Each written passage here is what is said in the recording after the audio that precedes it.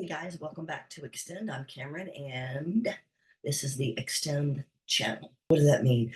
Well, you've seen life extension and life health span and lifespan channels and information before. And what do? They try and sell you, and it pisses me off.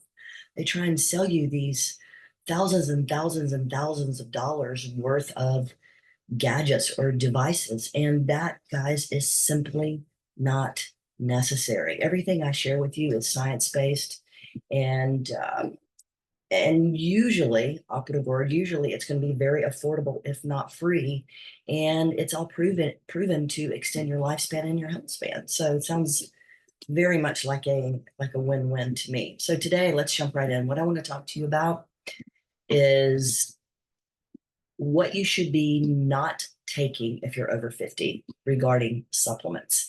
And this list is by no means exhaustive, but it's just what I feel are the top, I don't know, I have notes everywhere, but the top 3 or 4 supplements of what you shouldn't take and what you should take if you're over 50, and a very brief explanation of why. So let's jump right in. Then I can probably guarantee you that the first one everybody is taking, especially women, and that's calcium.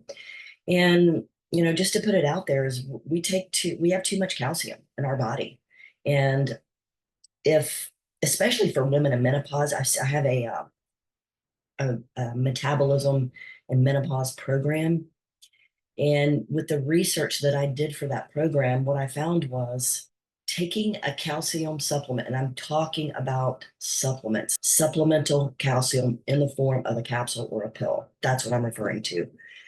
And it simply has shown that taking this additional calcium can be harmful and does not contribute to bone mineral density. And actually, all of the studies that I found, all of the studies, and I'm sure there's some that don't indicate this, but the most recent relevant studies that I found indicate that taking additional calcium actually contributes to cardiovascular disease. And guys, this goes for you too, as far as cardiovascular disease, not menopause, obviously, but you don't need to take a calcium supplement. You don't. I mean, what happens is this calcium builds up in our arteries, regardless if you take a calcium supplement or not. We have calcium that builds up in the intima, the inner wall of the artery, and it contributes to seemingly narrowing, and it shuts off blood flow. And that's the start of really bad things happening. So please, no calcium, okay? No additional calcium. All right, so the number 2 supplement that you probably should not be taking, and again, all of this is according to research, and I'll drop that below in the description for references, and that's a synthetic vitamin A, or also known as retinol. And I'm not talking about the retinol that you put on your face. You can certainly continue to use that, but I'm talking about if you go to the store and you buy, or Amazon, whatever, you buy calcium still in my brain. If you buy a vitamin A supplement, make sure it doesn't say retinol. Uh, Beta carotenoid or beta carotene, that's fine. That's the natural, found in nature form of vitamin A. That's fine. But when you're taking synthetic vitamin A, this excessive intake of this has shown to increase the risk, actually, of a lot of not so good things happening, especially for the over 50 crowd. And one of those things is osteoporosis. So it's kind of a double whammy, and it kind of piggybacks off of the calcium. Um, we're increasing the risk of osteoporosis anyway because we're of age. But then if you're taking a synthetic vitamin A, you're contributing to further osteoporosis and fractures should you fall, or increase or decreasing bone mineral density because of the osteoporosis. So you're increasing the chance of fractures. And in addition to visual disturbances and headaches and skin issues in the form of like skin eruptions and nausea, vomiting, decreased appetite, and even cardiovascular issues, guys. So please don't take synthetic vitamin A. Stick to beta carotene, and try not to take any more than 2,500 IUs from supplements, okay? If you're eating a really good, solid diet, you're probably getting enough vitamin A. All right, so number 3 is iron.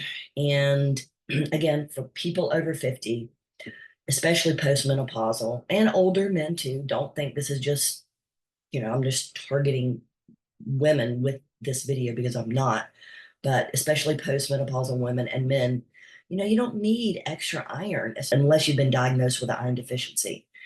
And if you're taking an iron supplement, you're probably going to have too much iron. And if you do, you're putting excess strain on your liver. And not to mention another very important organ, which is your heart. I mean, we just don't want to cause unnecessary and undue stress on our liver and our heart. And when you're over 50, I mean, when your body absorbs too much iron, you're having your liver and your heart and your other organs and your pancreas, you're having to work overtime to process and assimilate this and try to remove it, which, remember, I said there's not really a mechanism for actively excreting this excess iron. So be very, very cautious about iron overload, especially if you're over 50. So note to self.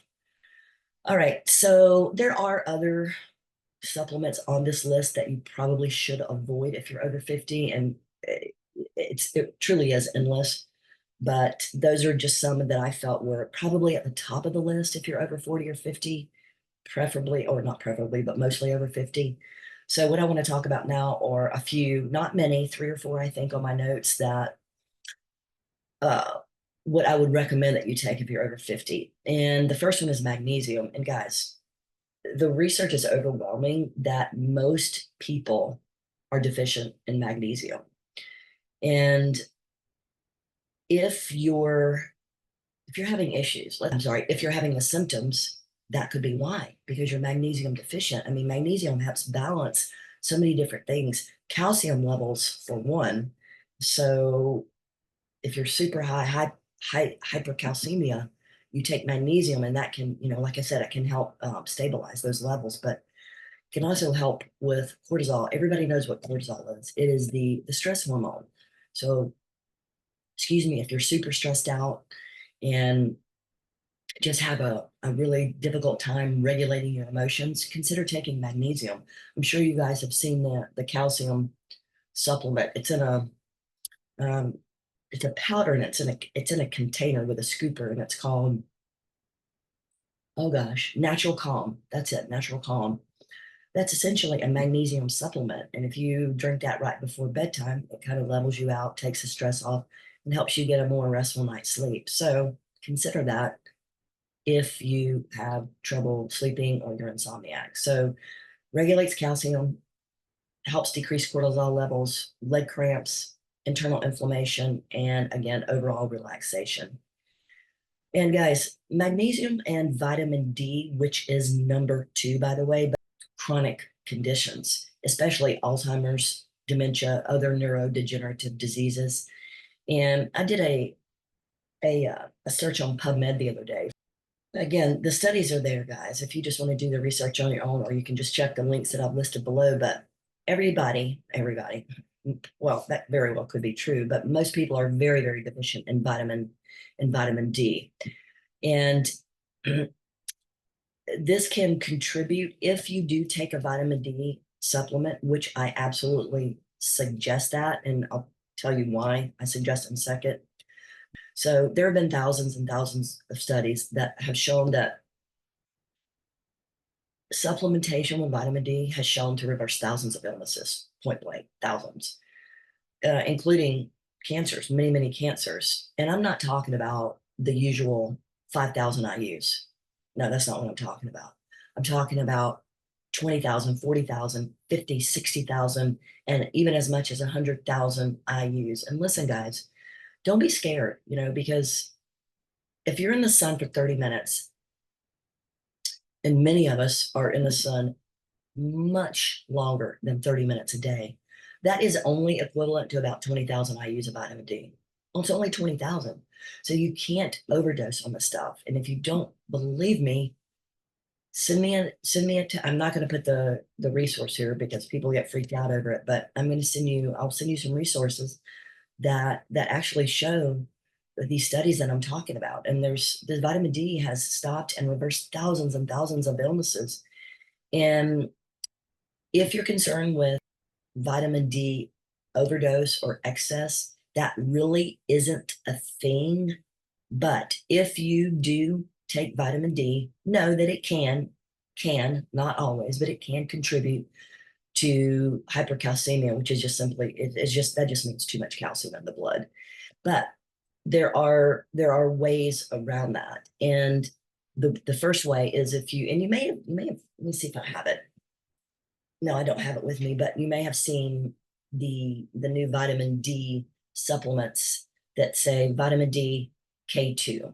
So the reason K2 is in the vitamin D supplement is it directly helps the calcium, pull the calcium from the blood and the tissues and redirect it to the bones and the teeth.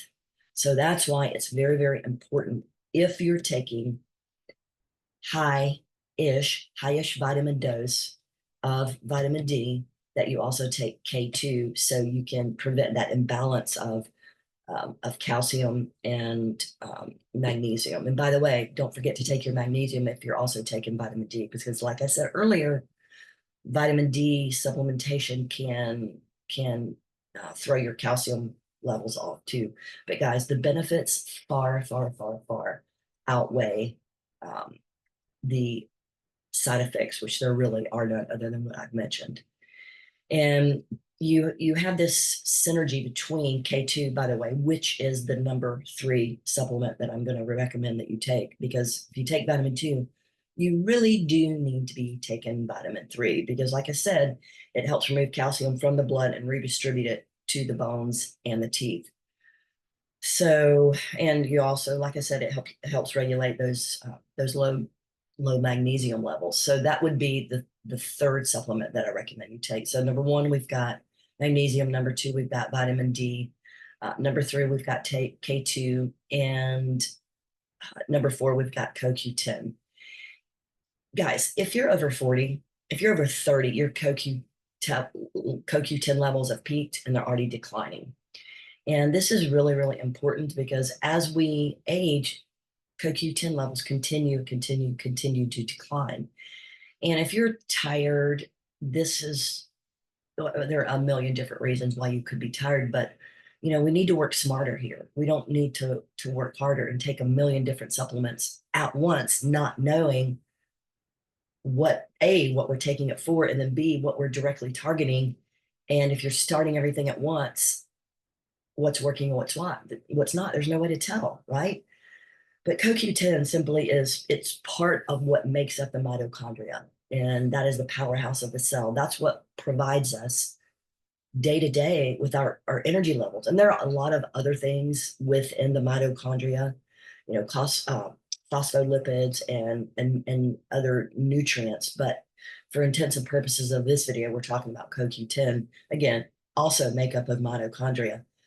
And like I said, the levels of CoQ10 decrease with age. So supplementing this operative word, may help your energy levels.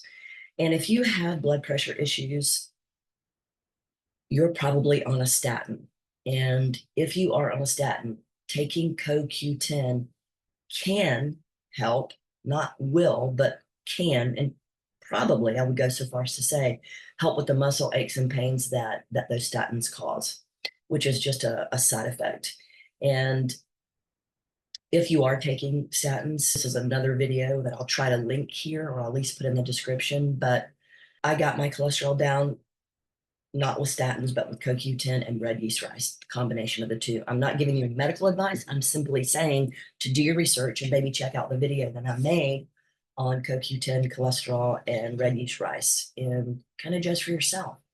If you have a practitioner that you go to and say, hey, tell me about CoQ10, tell me about what it will do for me as far as cholesterol goes, and they say, you don't need to take that, you need to take a statin, you need to find a new practitioner. Because listen, guys, these people are in it, not all of them, but a lot of them are in it because they get kickbacks. I mean, in it as in prescribing certain medications, because they get kickbacks from big pharma.